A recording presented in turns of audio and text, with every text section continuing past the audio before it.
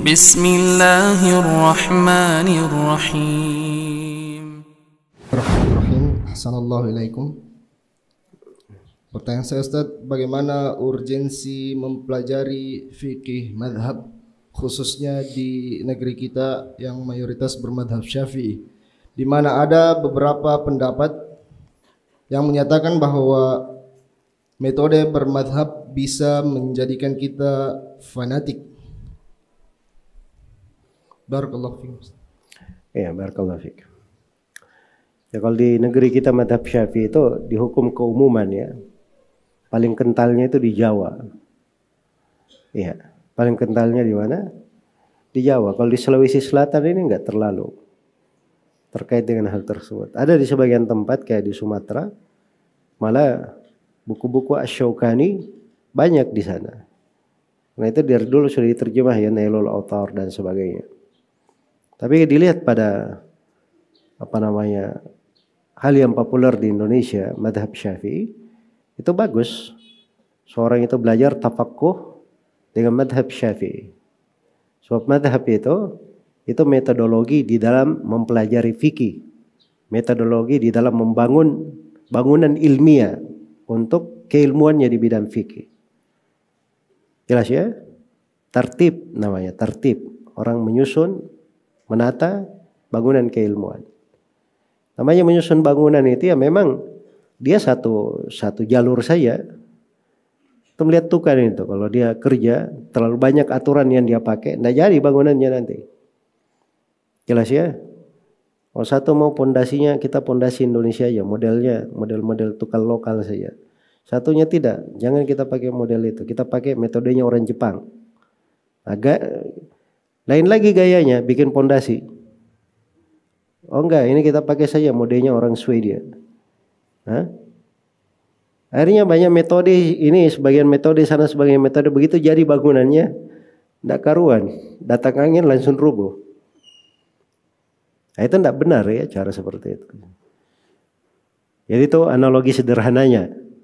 Ya, seorang itu kalau membangun sebuah bangunan fikih, dia bangun di atas pondasi yang benar. Satu madhab saya supaya tidak bercampur-campur tentang pemahamannya. Tidak bercampur tentang apa? Pemahamannya. Itu ada tertibnya di pembahasan. Ya, misalnya kalau di madhab Syafi'i, ya awal kali di buku-buku Imam Syafi'i itu awal kali dimulai itu bab tahara, kemudian bab salat. Kalau madhab Maliki di sebagian pembahasan mereka mulainya langsung dari bab salat.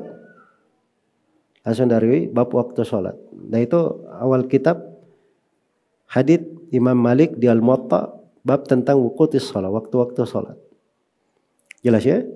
Jadi ini kadang kurang untuk penuntut ilmu ya, dia mengerti bab taharah, bab salat itu bagus, tapi tertibnya di dalam belajar itu harus berkesesuaian.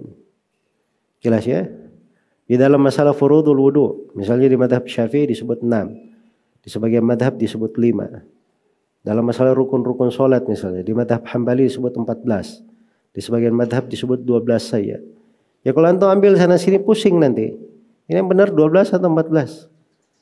Tapi kalau dia ikut di satu madhab, dia ingat saja. Oh, di sini sebut 6, di sana sebut 12. Nah, sekarang 6-nya semuanya benar dari sudut tahqiq, itu perlu guru.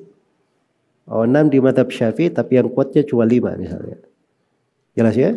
Itu bisa, nggak ada masalah. Tapi tertib ilminya sudah bagus. Tertib ilminya sudah bagus. Ya sama dengan pembahasan najis. Kalau mau cari pembahasan najis, kalau di madhab Syafi'i, itu setelah bab tentang air, mereka bahas tentang bejana, setelah itu bahas tentang najis. Sebelum bicara tentang wudunya, diberesin dulu semua. Baru bicara tentang wudunya, baru bicara tentang tayamumnya, baru bicara tentang perempuan yang haid. Itu di bab taharah. Tapi kalau di madhab Hambali tidak seperti itu. Dia bereskan dulu semua masalah air, setelah itu wudu segala macam. Masalah najis akhir bab taharah mereka. Di akhir bab taharah. Di madhab Hambali akhirnya pembahasan ikrar terkait dengan pengadilan, perhukuman apa segala macam. Ya, di madhab Syafi'i akhirnya adalah pembahasan kitabul itiq, masalah pembebasan budak. Ya kalau antum campur-campur sana sini itu bisa mempengaruhi di dalam belajar. Jelas ya? Makanya belajar itu kasih tertib satu hal. Nah, itu yang kita ikuti di dalam hal tersebut.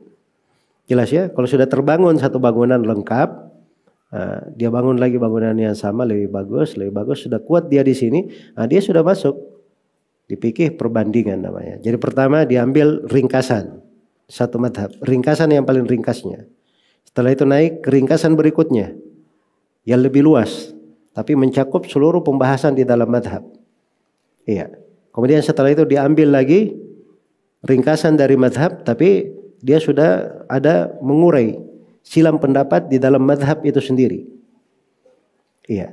Kemudian setelah itu baru dia mengambil fikih muqarana. Dia tahu madhab yang dia pelajari, dia tahu juga madhab-madhab yang lainnya. Dan dia perbandingkan. Nah, itu tingkatan terakhir. Apa namanya, tingkatan sebelum terakhir. Ya, tingkatan terakhirnya itu ada lagi pembahasannya. Itu Kitabul karya Imam Syafi'i. Iya. Cara menguraikan dalil, membantah pendalilan orang yang tidak sepaham dengannya. Itu ada di dalam pembahasan beliau di Kitabul Jelas ya? Kalau penuntut ilmu itu cara tertib ilmunya nggak bagus, ya bagaimana dia bisa memahami? Jadi pembahasan tentang bermadhab itu di kalangan orang-orang yang berilmu itu kaitannya dengan masalah tertib ilmi, cara membangun nuansa ilmiah pada seseorang. Ya, kalau ada yang bermadhab dia pakai untuk fanatik, itu pada dasarnya dia keliru dalam belajar. Pada dasarnya dia keliru dalam belajar. Jelas ya? Jadi kekeliruan yang dilakukan oleh sebagian orang, jangan mengatakan bahwa itu cara dan metode itu salah atau keliru. Semoga Allah memberi taufik kepada semuanya.